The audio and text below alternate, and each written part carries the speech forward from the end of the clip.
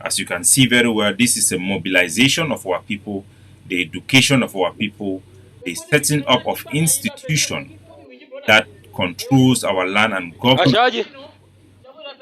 our people. These movements are going throughout our territory, including in urban areas where we actively control to hand over Ambazonia back to the people and engage our population in this liberation struggle as we get into this fifth phase.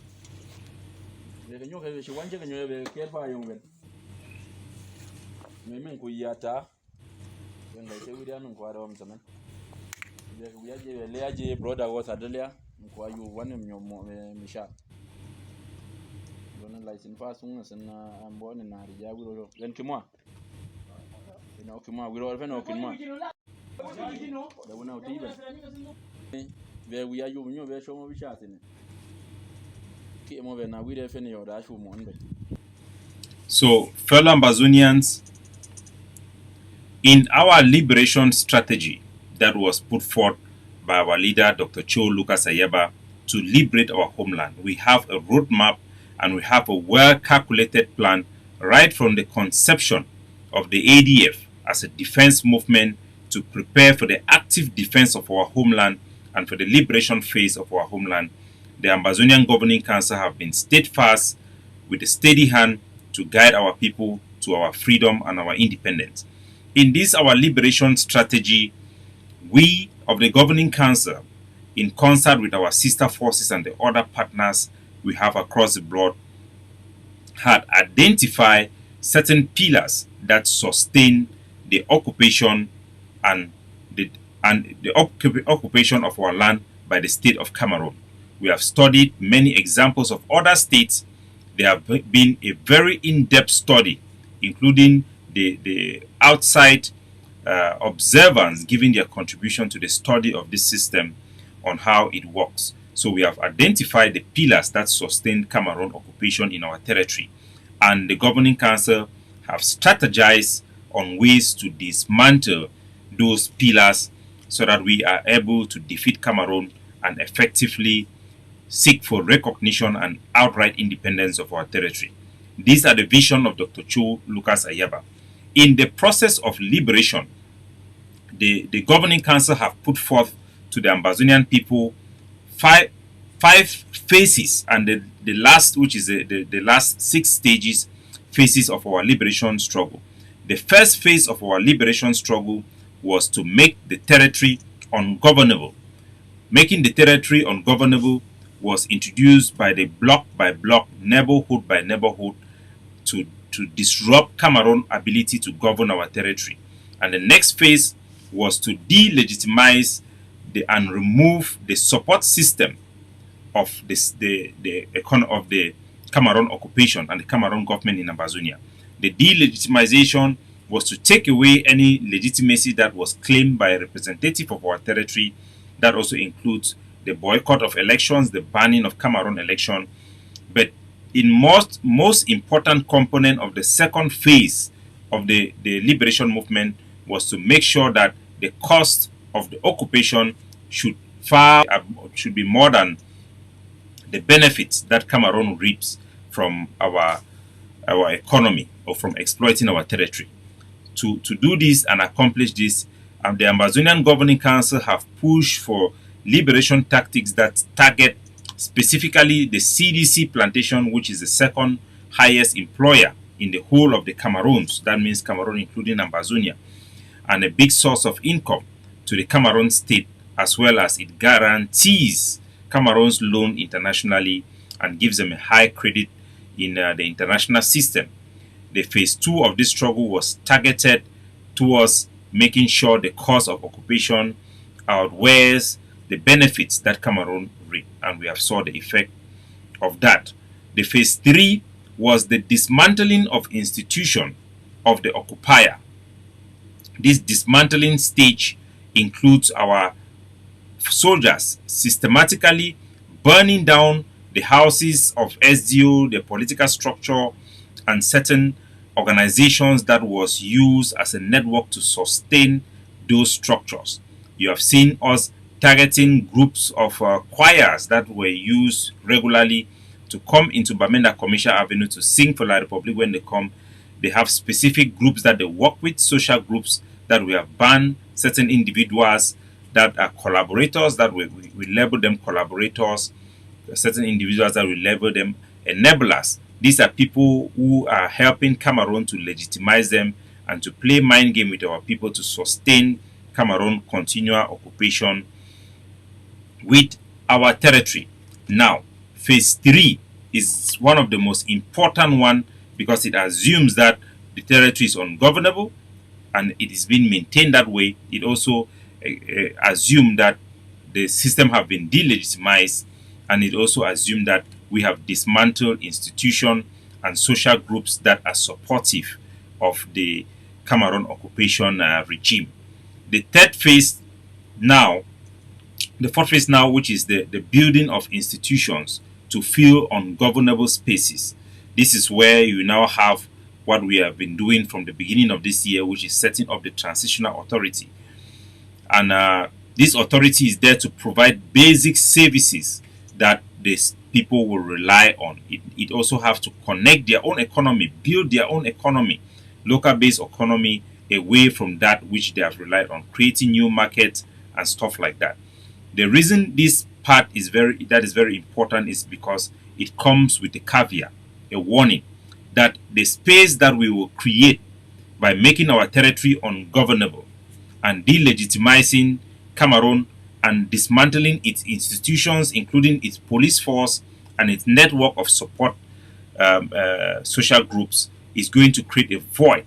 And if we do not act positively to engage the other movement to fill this void, is going to be filled in by bad actors, gangs, cartels, Cameroon proxy forces. And we have seen that in Cambe, in Mwa, in Boom, in many parts of our country, in Menchum, where the Cameroon have developed proxy forces.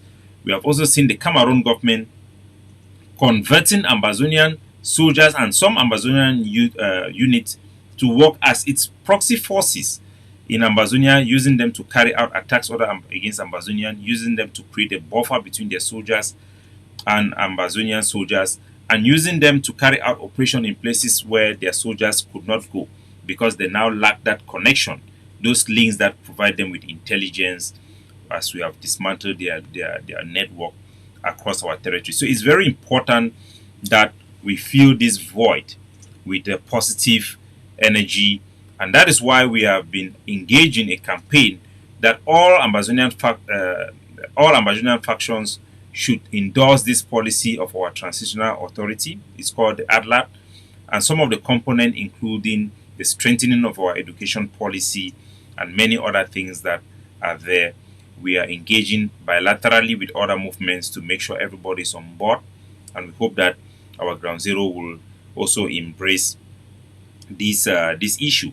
The whole issue for this phase now is to return the liberation back to the people, because from ungovernability to targeting the network of Cameroon, it all involves heavy boots on the ground and activities of our soldiers.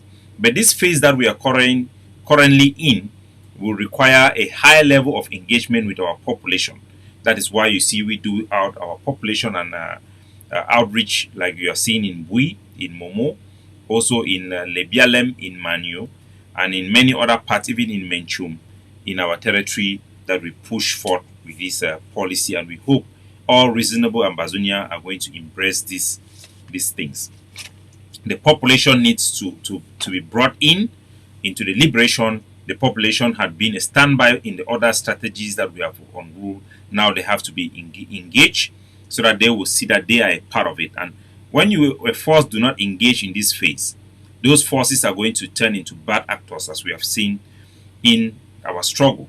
In building up this institution to replace Cameroon, we are now able to collect tax because of the laws of territoriality. We are now able to remove Cameroon number plates, and we are now able to get into a stage where we are now preparing the introduction of administrative work that will be done by the ATLA. So this is a big victory for Ambazonia that we are in this stage.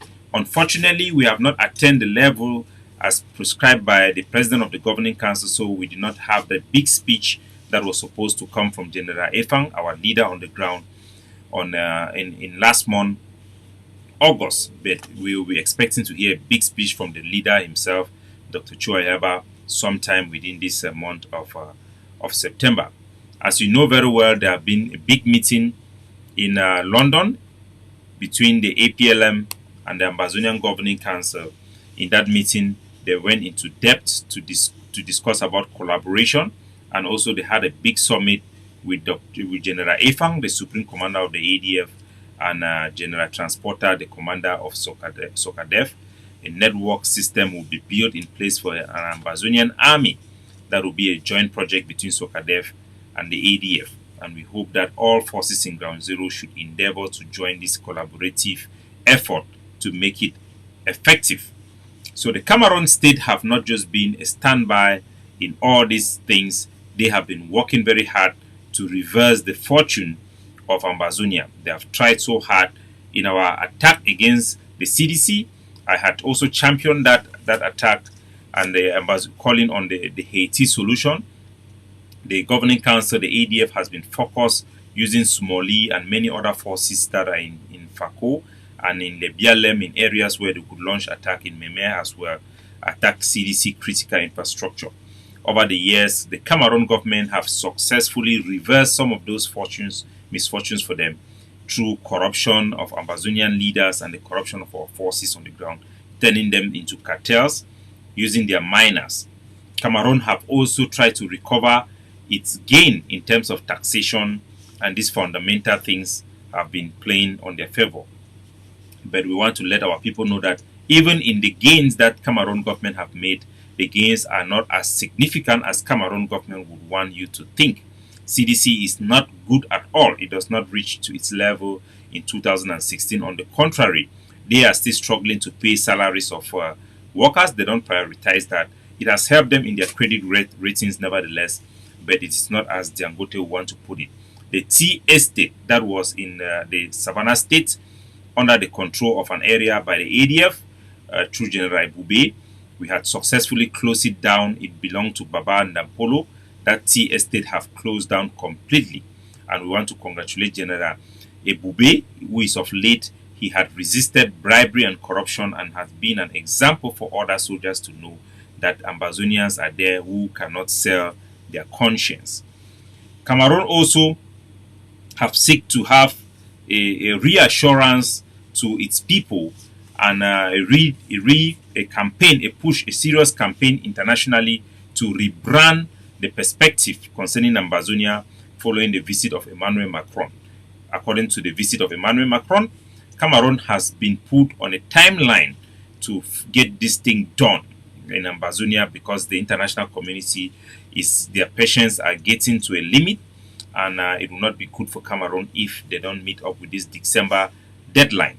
Dangote have come up, and we are seeing now Chris Ano being abandoned because they don't need him to be using those old strategies again to use soldiers to attack soldiers. He cares less now about what is happening on the ground.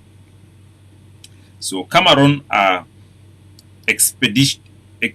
for Cameroon government, from what we have seen as well, their forces are expendable. The Cameroon forces are expendable. They don't care how many of them are killed on the battlefield. There are more important things that they care about are the economy, CDC, taxation, and many other things. And we have learned a lot of things concerning this the Cameroon strategy, because Dangote, once you start speaking in pidgin, you put out a lot of things.